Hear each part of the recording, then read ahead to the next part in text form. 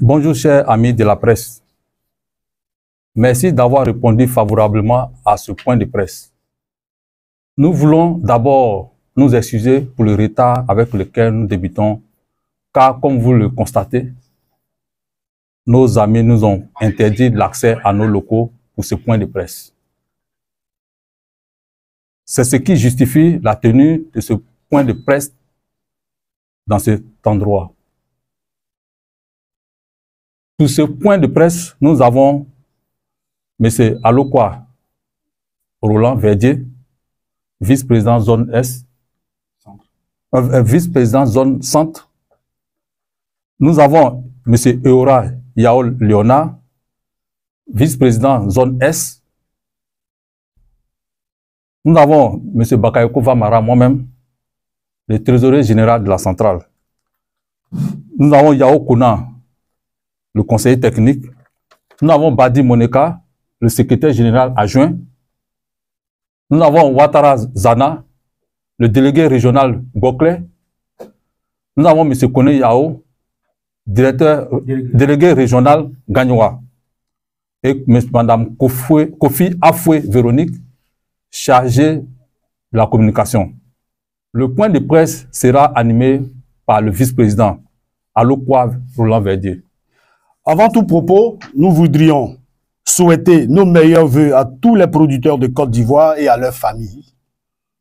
Souhaitons aussi nos vœux au chef de l'État et à son gouvernement pour l'amélioration constante des conditions de vie des producteurs. Souhaiter nos meilleurs vœux également au ministre d'État, ministre Kobena Kwasi Adjoumani. Au DG du Conseil Café Cacao, M. Kone Yves Brahima et à ses collaborateurs, pour une année 2025 de prospérité et de santé. Nous organisons ce point de presse suite à la déclaration de soutien de la CESACI à M. Chaka Diakité au poste de président de l'OIA Café Cacao par le président Seydou Kébré et du secrétaire général Yoro Thibault le jeudi 2 janvier 2025 passé. En effet, ce qui avait été pressenti au départ comme un traditionnel message de vœux aux producteurs de Côte d'Ivoire s'est mué en un message de soutien à la candidature d'une personnalité au poste de président de l'OIA au détriment des autres membres du bureau. Et c'est ce qui, malheureusement, nous désole. Nous, membres du bureau, avons jugé urgent d'apporter un démenti catégorique à cette imposture. Nous voulions donc vous inviter à partager avec nous les raisons qui fondent notre démarche dans le fond et dans la forme.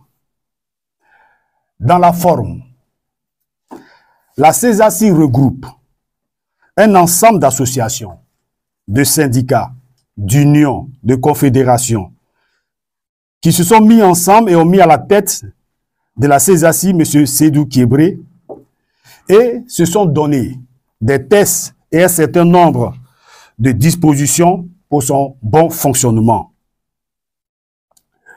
Ce qui sous-entend qu'une décision d'une telle portée se discute au préalable au sein du bureau exécutif national.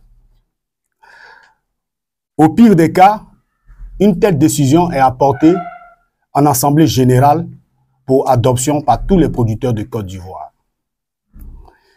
Mais malheureusement, aucune des deux voies n'a été explorée par nos camarades avant de faire cette déclaration.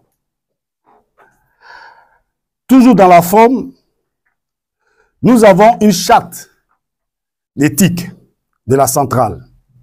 Et au point éviter les conflits internes, et au point transparence et sincérité, et au point conduite loyale et respectueuse, nos amis se sont rendus coupables de violation de ces 10 tests. Tout à l'heure, nous allons vous lire ces tests qui fondent notre argumentaire. Enfin, les syndicats ne sont pas pris en compte dans l'organisation et la mise en place de l'OIA. Donc la CESACI, dans son expression actuelle, est fort close. Donc, comment peut-elle parler d'un éventuel soutien des candidatures? Nous arrivons au fond du problème.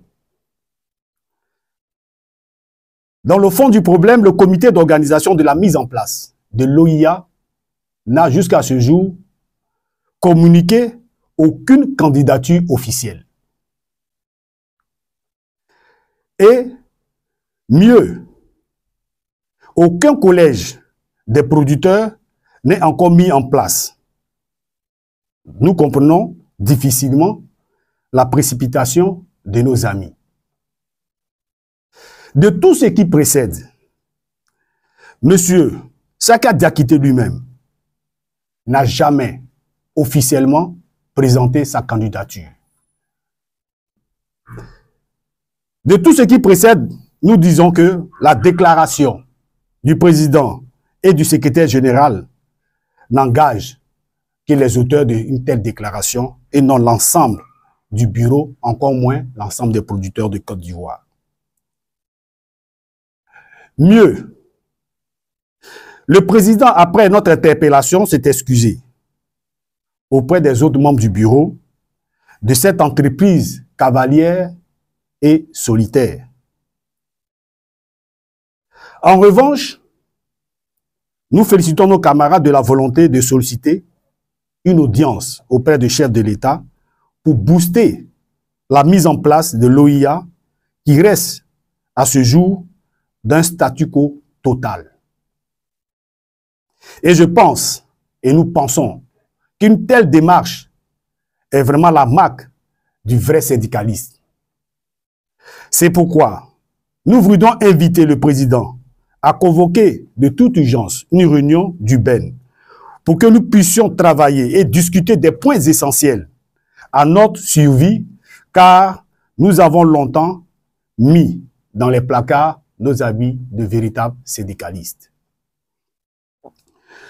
Nous remercions l'ensemble des producteurs pour leur calme, leur sagesse devant cette situation parce qu'ils ne se sont pas laissés distraire.